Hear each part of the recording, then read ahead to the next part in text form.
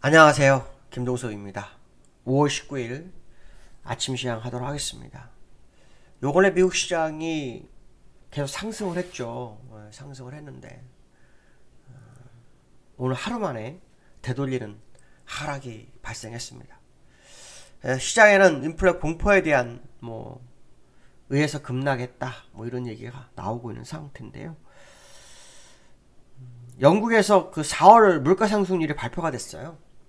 미국이 8.5까지 갔었죠. 그리고 이제 8.3으로 내려왔는데 영국은 9%가 됐습니다. 그러니까 미국보다 더 높아져 버린 상황이 돼버렸고 40년 만에 최고치를 기록했다고 합니다. 그러면서 글로벌 인플레이션 우려가 더 커지는 그런 상황이 됐다 이렇게 말씀드리고 싶고요. 요 근래 상승을 했던 미국 시장이 하루 만에 더 돌렸다고 말씀드렸는데 상승 이유 중에 하나가 소매 판매 지표가 굉장히 좋았었어요. 0.9% 정도 상승을 해서 상승세를 유지하고 있다라는 거. 물론 예상치 1%보다는 줄었지만 상승을 유지했다. 경제가 굉장히 견조하다. 이런 어떤 분위기가 형성되면서 미국 시장을 많이 끌어올렸던 그 모습도 있었어요.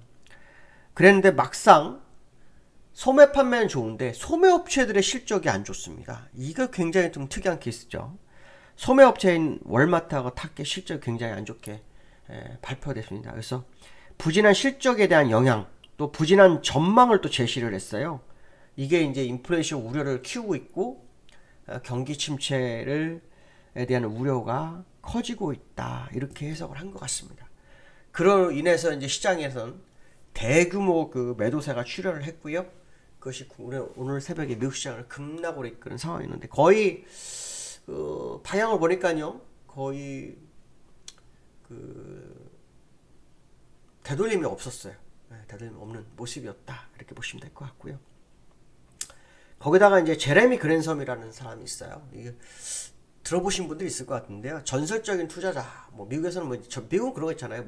자이언트, 그렇죠? 그레이트 이런 식으로처럼 레전드, 그렇죠? 레전드. 전설적인 투자자 이런 사람이 있어요. 아주 굉장히 용어들을 보면 굉장히 우리가 볼 때 대단한 거 느낌을 보는데 이 사람도 대단한 사람이라고 합니다. 일단 용어상으로는. 그런데 전설적인 투자자 이런 표현을 씁니다. 이 사람이 그 닷컴 버블을 경고했었죠. 닷컴 아시죠? 2000년도에 닷컴 버블. 그래서 시장이 초토화 됐던 그 시장이 있었는데 그가 이런 얘기를 합니다. 현재 하락세가 2000년 닷컴 버블 보다도 상당히 안 좋다. 지수가 현 수준의 2배까지 하락할 수 있다라고 경고를 합니다. 그게 또 시장을 압박하는 요인이 됐죠. 사실 어저께 제가 이런 얘기를 했어요. 버핏, 마이클 버리를 얘기해줬죠. 버핏이 미국의 주식을 샀다, 공포를 사야 한다로 샀다고 했잖아요. 그래서 제가 버핏이 이번에 실수한 걸 수도 있다라는 얘기를 했는데 한번 지켜봐야 되겠죠. 왜냐면 금리 인상이 이제 두 번밖에 안 했어요. 인플레이션은 꿈쩍도 안 하고 있는 상황이고요. 버핏이 들어간 게 너무 빠른 시점이 됩니다. 버핏도 제가 얘기했잖아요. 많은 실패가 있었고요. 근데 성공이 더 커서 그 성공의 큰 것만 본 거예요. 실패도 많았습니다. 그가 이번에 또 한 번 실패가 이루어지지 않을까 그 생각도 좀 드는 상황이죠.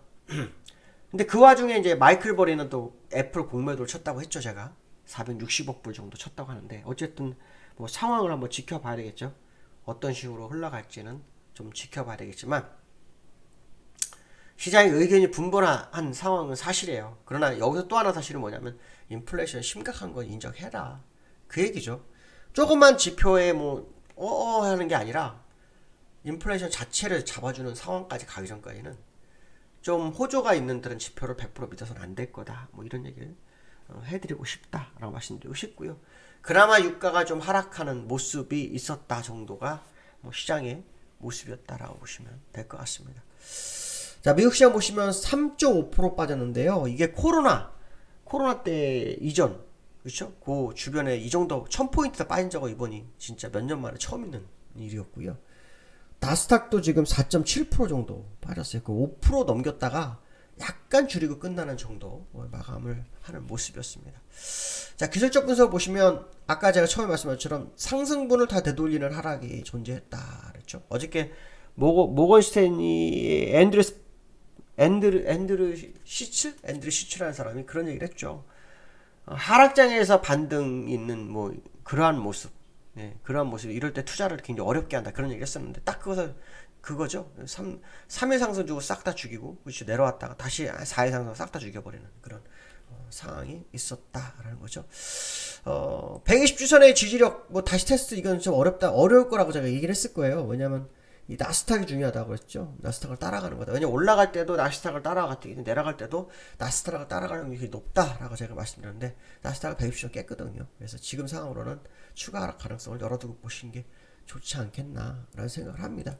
일봉으로 보시면 요 4일 때 올린 거 거의 다 되돌렸죠. 조금 덜 내려왔지만 추가로 내려갈 확률이 상당히 높다고 봐야겠죠. 저는 미국이 그 벤 버냉키 의장이 사실은 제롬 파월 의장이 있는 상태에서 전임 의장이 시장을 평가하는 건 좋지가 않은 거예요. 후임자를 믿어야 되는 거거든요. 근데 사실은 어저께 앨런 그린스펀이나 자네 델런은 아무 말을 안 했어요. 근데 벤 버냉키 의장, 그러니까 자네 델런 바로 전임자죠. 헬로보다 벤이라 그래서 양적원 했던 그가 사실은 인플레이션 대응이 늦었다 그랬거든요. 그 말은 뭐냐면 빨리 금리 인상 더 빨리 올려, 그 얘기가 똑같은 거거든요. 근데 제롬 파월도 인정하면서도 여전히 지금도 가만히 있는 거예요. 사실은 지금 임시회의를 해서 올리고 막 해서 빨리 대응을 해주는 게 좋아요. 제가 볼 땐 그렇습니다.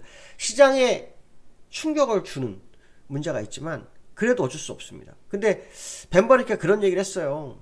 제롬 파월이 자기가 의장할 때, 연준 이사로 있을 때 긴축 발적을 봤다라는 거죠. 그 두려움 때문에 못한다는 거죠. 그러니까 이게 어떻게 뭐냐면 참 그 두려움을 이겨내야 되거든요. 그 제롬 파월이 그걸 못 따라가기 때문에 문제가 있는 거다, 뭐 이런 얘기를 하고 있거든요. 그래서 제롬 파월이 빨리 대응을 하는 게 사실은 제가 볼 때 좋다, 뭐 그런 얘기 해드리고 싶습니다.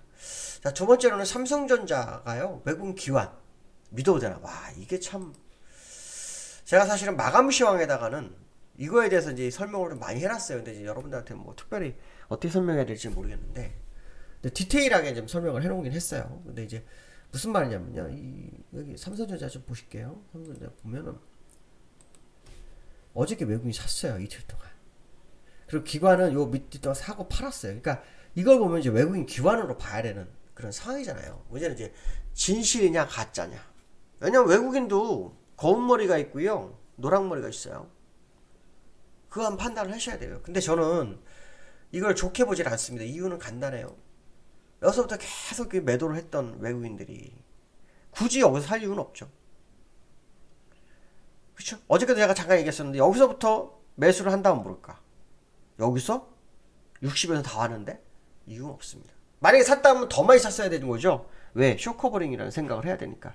결론적으로 말하면 이건 뭔가 무늬만 외국인일 수도 있지 않을까? 그런 생각을 한번 해봅니다. 그래서 한번 판단은 여러분이 하시되, 그냥 제 개인적 내피셜 한번 전달해봅니다. 다만 보이는 숫자로는 외국인이 매수를 어저께 했다라는 것만큼은 사실이다. 그러나 믿어야 되느냐에 본다면 쉽지 않을 수 있다, 이런 생각 해봐야 될 것 같습니다. 세 번째로는요, 코스피, 저서 코로나입니다. 코스피 기관이 다시 매도. 이게 무슨 말이냐면요, 코스피를 보면요, 어저께 기관이 매도로 돌변했어요. 매수하러 매수하고 하루 매도하고 하루 매수하고 하루 매도하는 이런 모습인데요. 제가 볼 때는 요 매수 때는 삼성전자를 360만 주로 샀어요. 요 매수 때는 삼성전자 110만 주에 팔았어요. 그게 뭡니까? 이걸 보면서 느끼는 게 뭘까요? 다른 종목을, 삼성전자 받치고 다른 종목을 많이 팔았다, 이런 생각이 들지 않나요? 아시겠지만 시장에서 종목 팔 때 삼성전자 파는 건 쉬워도 다른 종목 파는 게 되게 어렵습니다. 무슨 말이냐면 다른 종목 팔면 확 밀어버리거든요. 삼성전자는 물량도 많고 거래량도 많기 때문에 덜 밀리지만 1% 밀릴 때 다른 건 4, 5% 밀리니까 삼성전자 받쳐놓고 딴 종목 파는 거 아니까, 그 생각도 한번 해봤습니다. 물론 뭐 이것도 상황을 봐야 되겠죠. 왜냐하면 그런 생각 할 수밖에 없는 이유가 5,400원 매수할 때 삼성전자 360만원 샀거든요. 근데 여기보다 약간 중에 2천억 주고 3,400억을 팔았는데, 3,500억을 팔았는데 100만 주 팔았거든요. 그러면 260만 주 뜨잖아요. 그만큼은 다른 주식 아닐까, 뭐 그런 생각을 해봐야 될 것 같습니다. 자, 오늘 위클리 만기입니다. 오늘은 뭐 외부 영향을 덜 받는다고 하지만 오늘 미국의 하락은 외부 영향을 덜 받기엔 너무 크네요. 오늘 한번 그 모습 확인해야 될 것 같습니다. 오늘 여기까지 하겠습니다. 감사합니다.